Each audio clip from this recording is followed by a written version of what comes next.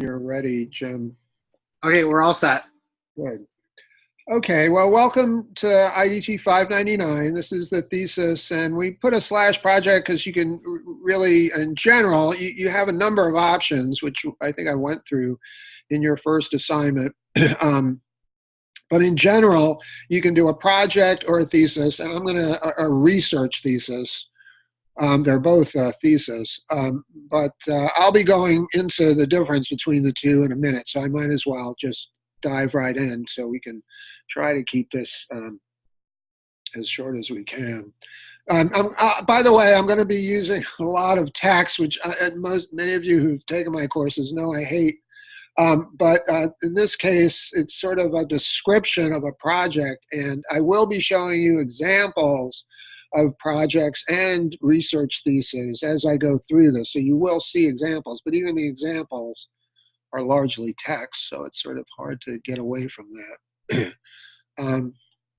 Okay, so it's the culminating educational experience, and it's designed to demonstrate your ability to think in both abstract and applied ways about issues relevant to information design and technology. We're really proud of this.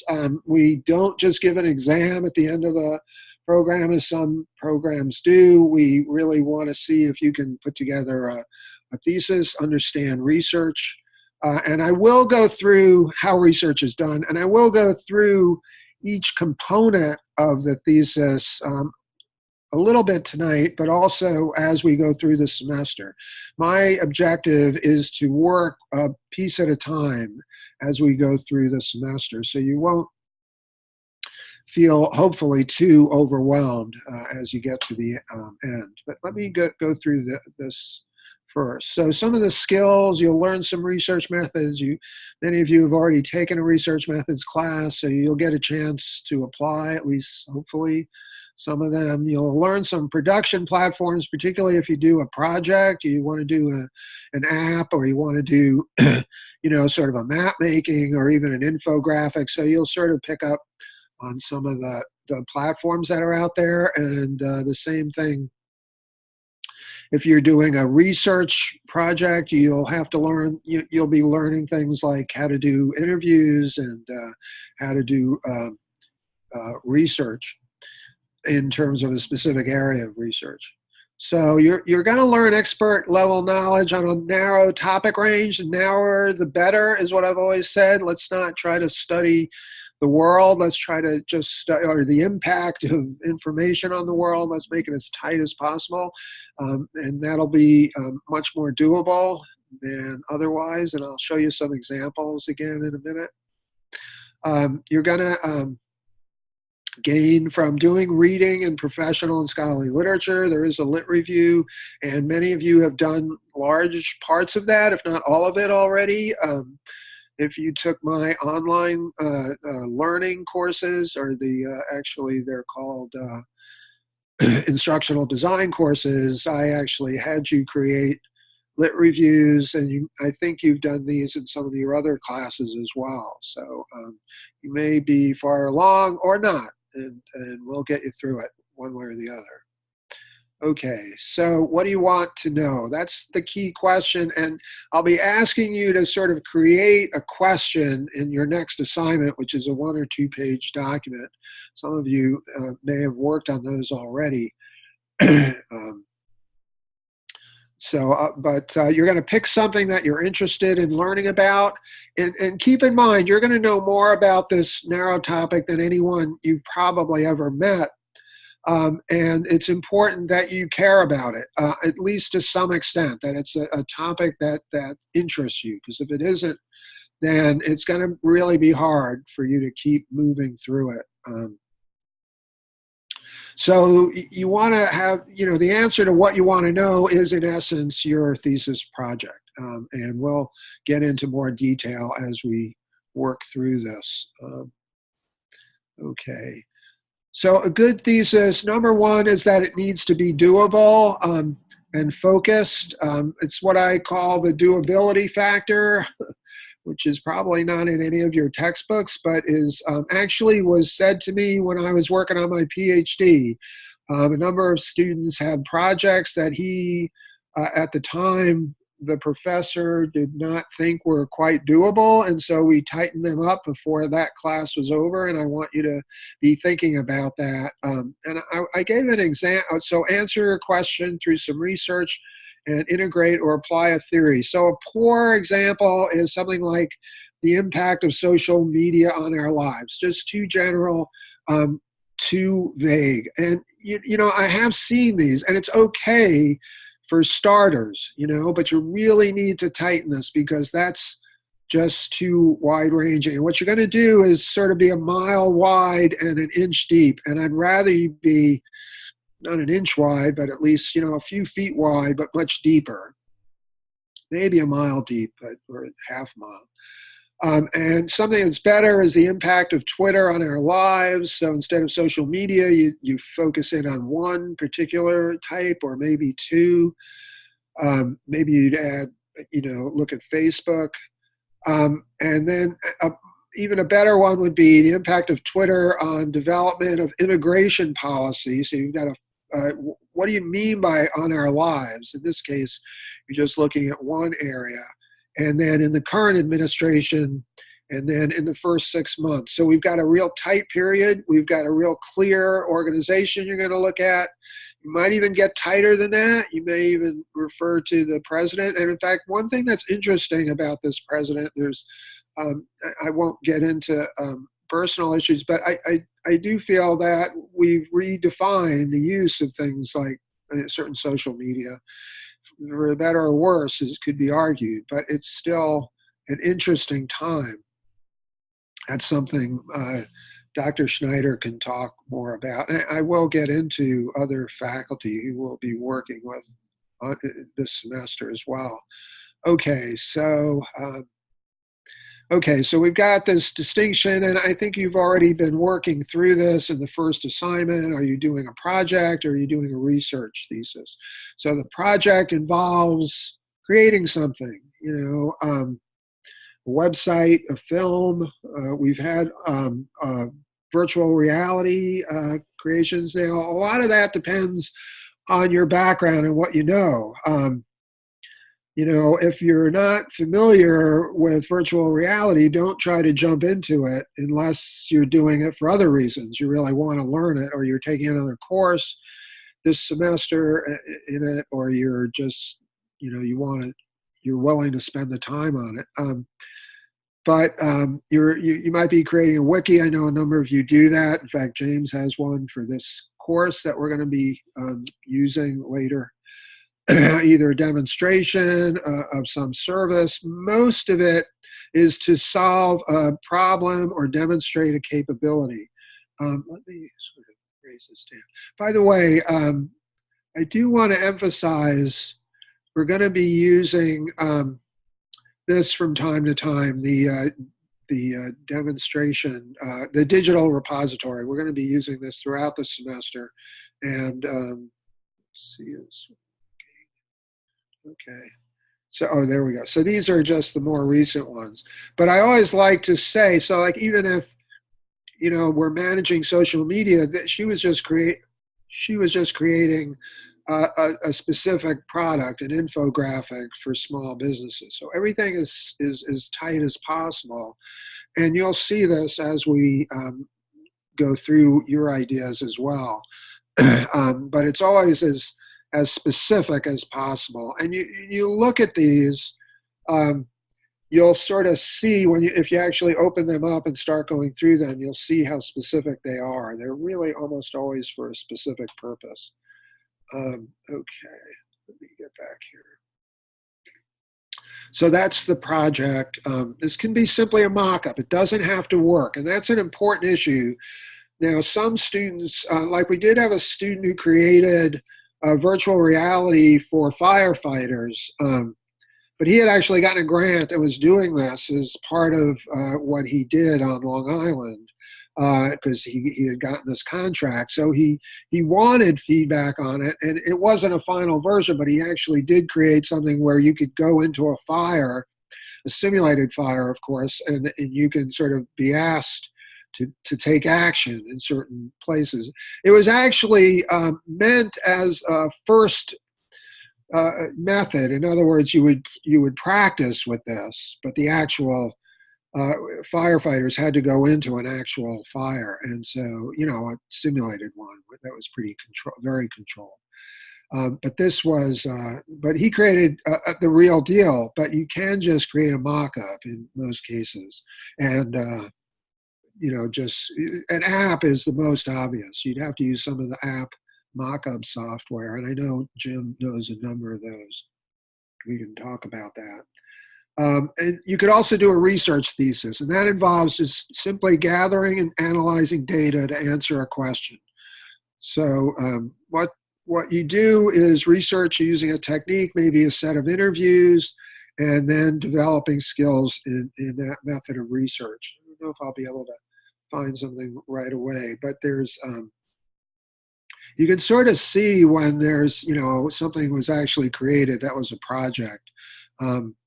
But if you're, let's see, yeah, I think when designing mobile, yeah, I knew I had a few before.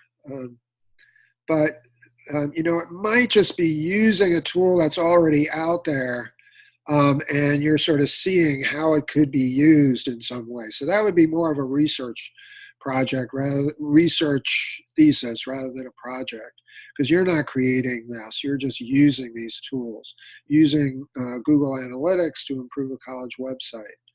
So this is something that's already there, and someone sort of showed an example of how to use it, but it wasn't creating anything new or unique. Okay, so let's jump ahead. So you can see some examples of a project. I'll talk about research in a minute, research projects, research thesis rather than projects. But you can see we've had websites, photography, print, simulations. The varieties are limited by your imagination, so there's lots of ways to go with that. And as I said, you don't have to create a final product that works perfectly. You're creating something based on your literature review, your answering questions about the value of that tool, and also applying a research method. Something that's like sense making, but other tools.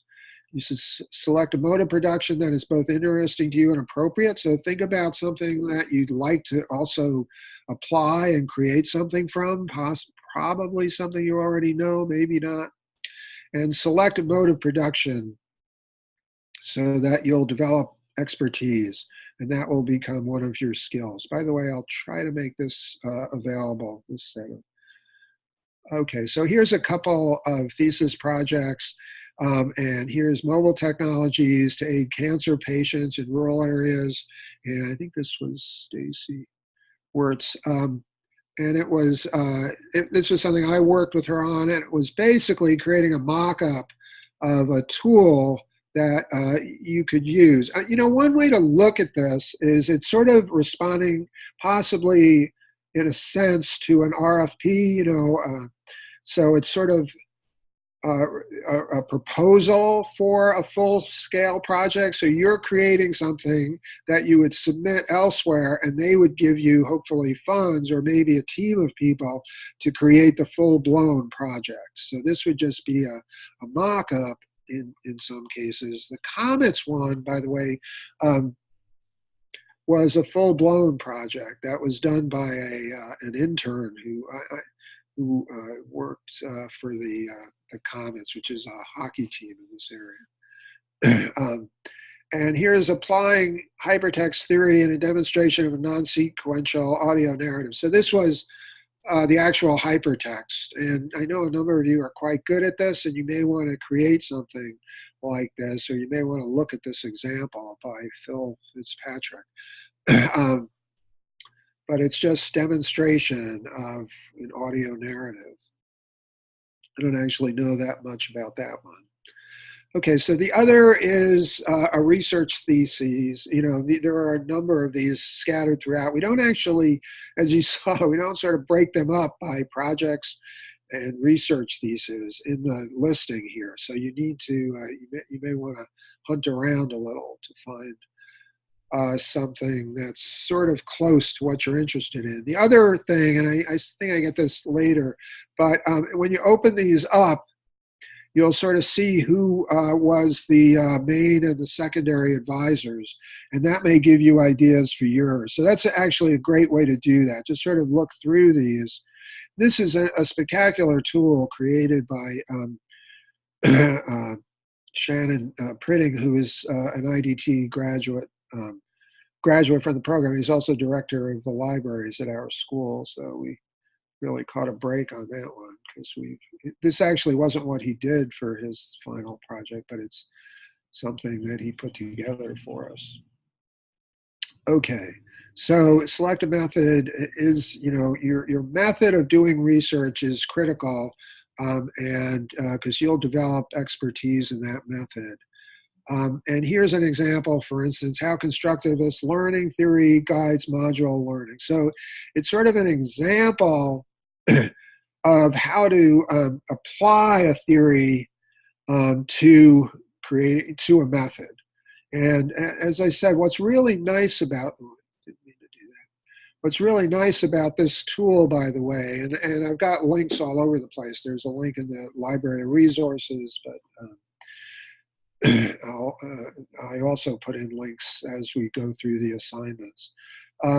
But what's nice about this is, and you got to make sure you go into this collection. If you want to go by titles, by subjects, by issue date, you can check any of these, and it goes pretty fast. So you can sort of see some of the areas our students have worked in the past. This is just the A's, but it does give you a pretty good sense. But make sure you go under this collection, and then you can see what the titles are and what the subject areas are. Okay. Yeah, we've had a number of games developed over the years, and more recently. Okay. So that gives you an idea about research. You are expected to consider a scholarly method, even if you're creating a project. So you still need to think in terms of the literature and see what theories are generally used in the literature, and that's the way to do it. Try not to, just come up with a theory of your own, unless you're using grounded theory, but that's where you're developing your own theory. But in general, you should start with the lit review and see what it's telling you. There may be a number of theories, which is fine. These are some of the things that were developed after the research was completed. So there is now an online scavenger hunt at NV. At least there was a few years ago. I saw students were using it.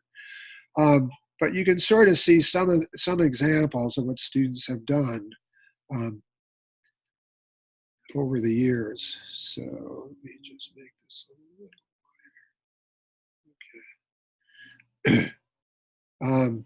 So just keep in mind that our students sometimes do things during the class, and sometimes they wait and do them after. They'll either use it as a way to get funding, or just because it's part of their job, they'll do it. Okay. Okay, can you join an existing? There are some, not a lot. I know Dr. Stam is doing a number of things with websites. You can talk with her. She's already working with several of you, I believe. But that's always a possibility. Let's see, I'm going to keep moving.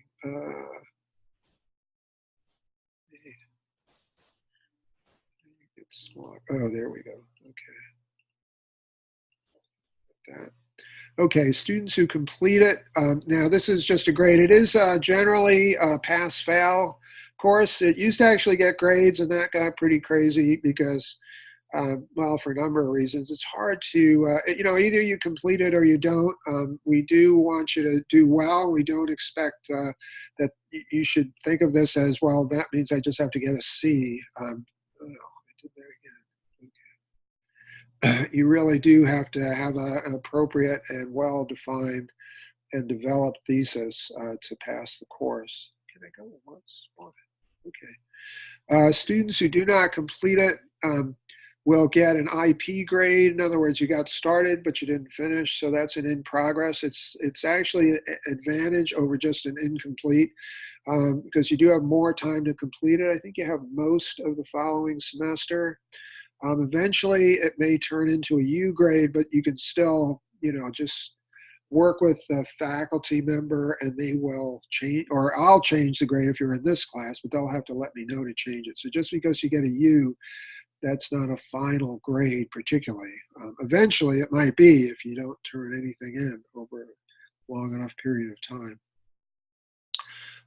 But that's the way that works, and it's generally if you complete it, the thesis, and as long as you're pretty close. I do want to mention that you actually do have a little bit more than May, but I will say that some faculty, including myself, but others sometimes aren't around much longer than at least the middle of May. But you can talk to the faculty about that. If you've done most of the parts, you can still finish it pretty late, even into June, and still get a grade that'll work for completing it in the spring. I'll have to get specific dates on that. You may even be able to find it in the calendar, but you certainly, ideally, would finish it by the end of May. Okay, steps to completing. Now, this is basically what I'm doing in the assignments. We're going through the 1 to 2. Often the IRB approval is just that you don't need approval, because if you're not working with a particular group, say interviewing students or interviewing, people in a psychiatric hospital, that could be very tricky. So you've got to, if you are doing things that involve a sensitive group, you could run into issues. Most of the time, we just get a waiver on this because you're not really interviewing people, but you do need to submit a waiver just so you understand the process. This school does have an institutional review board that reviews issues and do need to give waivers. Usually you can get a waiver as long as it's a classroom setting. That means that it's what classrooms are for, is to understand, say, the learning process. So you can often interview students. We've done that in the past, like in the labs or whatever, if you need to interview students using certain computers or whatever. So just to jump through this, submit a 1 to 2 pager. That's what's coming up. I'll show you that in a second. Determine if IRB is needed. If needed, get approvals. Submit a proposal, and we'll get to that. The drafts. This is really where you bring in the outside faculty, because we do need to get that to the faculty, and first request that they be a part. And I would hold off on that, although some of you already have someone. In that case, if they've agreed to it, then you're fine. But don't worry right now about that. I will look over your submissions, and when we start getting closer to the draft, because really they need to see either the 1 to 2 pager or the draft. I'll sort of see how defined that is so that you can get someone on board. And I'm often on there, at least as a second reviewer, oftentimes as a first reviewer, but that's something we can talk about. I'm sort of the default in a way. And then here's sort of the milestones. I did, I thought did I have something about that? Maybe I don't. Yeah, you will. You have to go to the registrars. Oh, wait, is it down here? IRB? No. No, that's different. Okay, there is, and you have to go to the registrar's office. You'll see that there are forms there for applying for graduation. You actually should have done that. If you haven't, go ahead, go to the site and open that up at some point. So that's actually very early on. That's why it's listed as 1. Don't worry, if you end up that you're not going to graduate, you can always change that later. It's easier to change it than to not submit it. So it's easier to ask forgiveness permission. So you want to try to get that done early on. Proposal draft submitted to first and second readers. That's you'll see as we go through the assignments. Submission to IRB if that's needed. The project, and then you'll submit a sort of second draft to the first and second readers, and then you'll give a presentation. Now you will actually be giving a presentation. This is actually new. You'll be actually giving a presentation earlier on. So you sort of give two presentations, and it's just a way for everyone to be involved and to explain, and for faculty to sit in if they've already been asked to be on your group, so they can sort of see what you're doing. If they haven't been asked, we'll generally get all the faculty watching, or at least as many as possible, and the others will watch the recording that James is going to be creating for that. And so you'll get a chance to to sort of share your ideas, and we'll see if faculty are available or interested, and you'll get someone. Don't worry about it too much. Now, I did want to just explain real quickly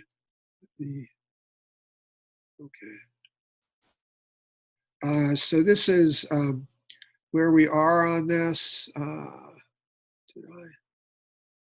Okay. Oh, okay. So this is an example. Let me just, so this is the 1 to 2 pager is actually fairly in depth. I'll try to give you some feedback, but you can certainly start writing this and, putting it together. You may want to wait a little bit, but this is actually due the 30th. So I think that's something like next Tuesday Tuesday. Okay. So I'll go through an example real fast. So here's your topic. This actually should be in the form of a question. This one isn't, but it's sort of, how do we make sense of, how do IT professionals, I guess the word do could have been in here. IT professionals make sense of project management. I want to tell you that this was not exactly where Dan ended up too.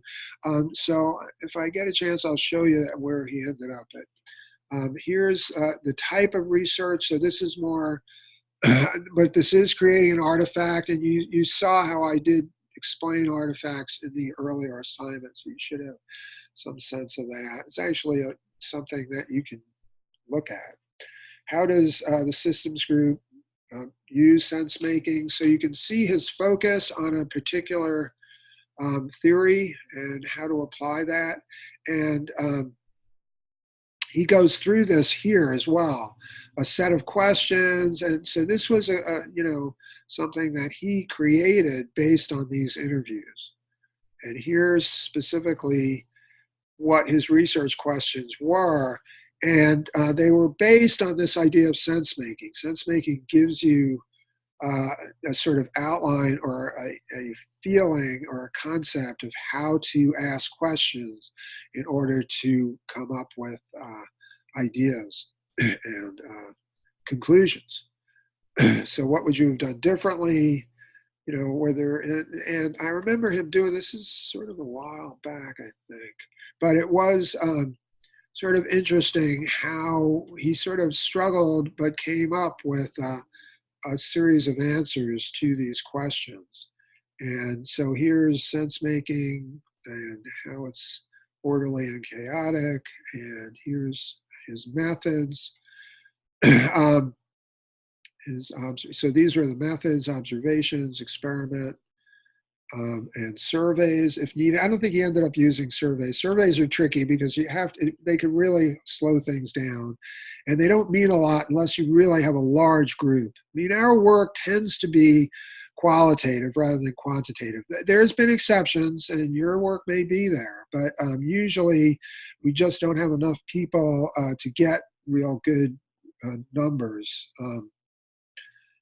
that would be valid. So it's surveys are a little tricky. Plus, I mean, if you took a survey course, that may work, but you really do need to know how to set up a survey to do that. The others were usually pretty good on in terms of being able to work through those. Okay, and a little bit of yeah, this was Durbin's sense making. So you could probably recommend, or you're familiar with some of these because they're pretty standard. Okay, so that's the 1 to 2 pager. Have there any questions? Can't really see.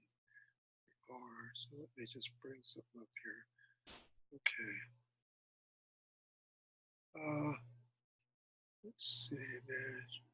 Oh, here it is. Okay. Chat. Okay, I don't see any questions right now, so I think we're pretty close. Let me do one thing. I've got to sort of bring this down and then go here. So you can sort of see, let me back up a little in terms of how the semester goes. And these have been turned off in part because I need to update the dates, but they sort of jump around. So I'll set those up. I was putting together a syllabus and I'll try to post that. I'm almost done with that. But you can sort of at least see how the semester moves through. And this is when you actually have your presentation and create a little PowerPoint deck and go through the methodology and the questions. And if you do have some mock-ups, we do try to start getting those. And those will be closer to the final. Yeah, you could feel, if you want to sort of share ideas or thoughts. I don't particularly, I may or may not read this. If you see stuff going on in here that you think I should take a look at, that seems to be a hot topic or something that people need sort of faculty input, let me know and I'll try to jump in here.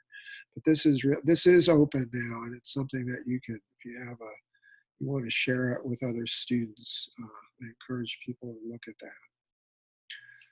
Okay, I took a fair amount of time there. And we will be filling the Zoom webinars up as we go through the semester. So if I don't see any questions, let's see. Okay. Lindsay, are you still there? I should unmute you. Yeah, I'm still here. You got any questions? I see that you can stop eating. Sorry, thought I hit everything. No, you did. You're fine. I guess Things are going. I wanted to get at least one person. So how are you doing? I guess I'm a little concerned about some of the deadlines. Okay. It seems like the first couple weeks are up, but the rest isn't, or they have like some fall dates in them. Yeah. I don't know. Yeah, I just am a little. Yeah, these are still closed because I haven't really set up the dates yet. So that's a fair concern, but it's something that I'll work on maybe even tonight. But these aren't posted yet, so this doesn't make sense. It look like there's something every 2 weeks is a good general rule of thumb. Yeah, well, right now we've got something due every week, just the first 2 weeks. But after that, I start spreading them out a little bit. I mean, this one, the research involving human subjects, may not take you more than 15 minutes. I mean, unless you're actually going to be using human subjects for your research, which is very rare. It's just putting in for a waiver, and it doesn't even have to get approved. I'll just hang on to those. So this one won't take long. It's really the lit review, and you do want to see that with a date fairly soon. That date probably won't be too far off. I may have put that one in. So you could sort of, but I'll try to open that up as soon as I review it. Sometimes there's references to the last time I taught this, and they've got to be updated. But this is probably your first sort of significant assignment. Then you've got the methodology section. So so you're probably right, about every other week. I try not to have you do something every week, so you'll see that. But the research, the IRB, that one may be pretty close. but I do want to make sure we get through the 1 or 2 pages. So yeah, this will probably be a couple weeks too. Then this will be a couple weeks after that, just to spread things out. Okay. I'm going to try to open things up as early as possible once we get the okay. I mean, this came up with John, we were talking, is I really don't want you to jump too far ahead right away. Once we get it figured out, who your advisors are, what your project's going to be, keep it as tight as possible. And we may go through and have a bunch of sessions where you sort of talk about your projects. Then you can sort of start diving in. But you don't want to do a methodology or a lit review and then find out that you're doing something on something totally different. Or at least reasonably different. The lit review may not be bad, though, to start looking at, because that may help you refine your ideas. As long as you don't literally start writing your lit review. If you're just using it to get ideas, that's always good. By the way, you do have access to the library subscriptions at SUNY Poly, so you should use those. Jim, you can go ahead and stop the recording. Okay. It will be okay.